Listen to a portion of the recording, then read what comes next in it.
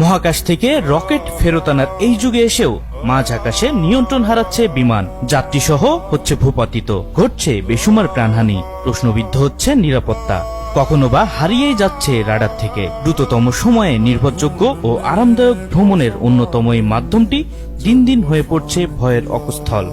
বছর জুড়ে দুনিয়াব্যাপী অন্তত গোটা দশেক বিমান দুর্ঘটনায় অকালে ঝরে পড়েছে অসংখ্য প্রাণ। স্বজনদের আহাজারিতে ভারী হয়েছে Nepal, Brazil, Bangladesh, Kazakhstan, Korea সহ আরো অনেক দেশের বাতাস। মাত্র দুদিনের ব্যবধানে 1 ডিসেম্বরেই ঝরে গেল প্রায় 2 শতাধিক জীবন। চলুন একবার চোখ বুলিয়ে নেওয়া যাক এবছর ঘটে যাওয়া ভয়ঙ্কর কয়েকটি দুর্ঘটনার দিকে।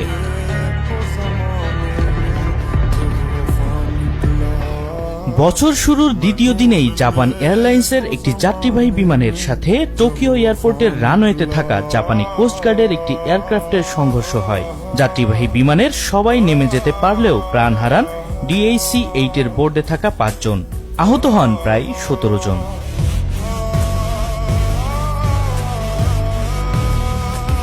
4 মার্চ যুক্তরাষ্ট্রে একটি ছোট বিমান বিধ্বস্তের ঘটনা ঘটে, মারা যান 5 জন। ন্যাশভিলের একটি হাইওয়ের পাশে আছড়ে পড়ে একক ইঞ্জিন বিশিষ্ট বিমানটি। 9 মে দুর্ঘটনার কবলে পড়ে বাংলাদেশ বিমান বাহিনীর রাশিয়ান প্রশিক্ষণ যুদ্ধ বিমান Yak-130। মাঝ আকাশে যান্ত্রিক গোলযোগে বিমানটিতে আগুন ধরে যায়।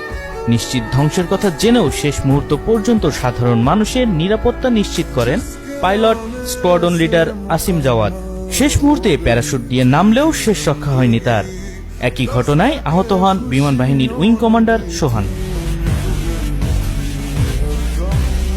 24 জুলাই সকালে 19 জন যাত্রী নিয়ে কাঠমান্ডুর ত্রিভুবন আন্তর্জাতিক বিমানবন্দরে টেক অফ করে পোখারাগামী সূর্য এয়ারলাইন্সের একটি বিমান দুর্ঘটনার মুখোমুখি হয়।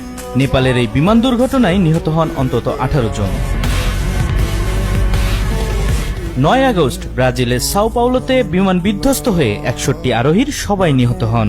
দক্ষিণাঞ্চলীয় পারান রাজ্য থেকে সাও পাওলো শহরের প্রধান বিমানবন্দরে যাওয়ার পথে ভিনহেদো এলাকায় দুর্ঘটনার কবলে পড়ে বিমানটি।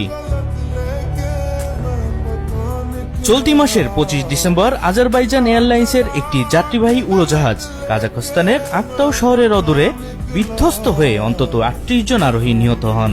প্রাথমিকভাবে দুর্ঘটনা ধারণা করা হলেও এই ঘটনার দায় স্বীকার করে রাশিয়া। ইউক্রেনের ড্রোন ঠেকাতে গিয়ে ভুলবশত বিমানটিকে ভূপাতিত করা হয়েছে বলে একটি বিবৃতিতে জানানো হয়েছে, যেখানে দুঃখ প্রকাশ করে ক্ষমাও চান রুশ প্রেসিডেন্ট ভ্লাদিমির পুতিন। সর্বশেষ 29 ডিসেম্বর দক্ষিণ কোরিয়ায় মুয়ান আন্তর্জাতিক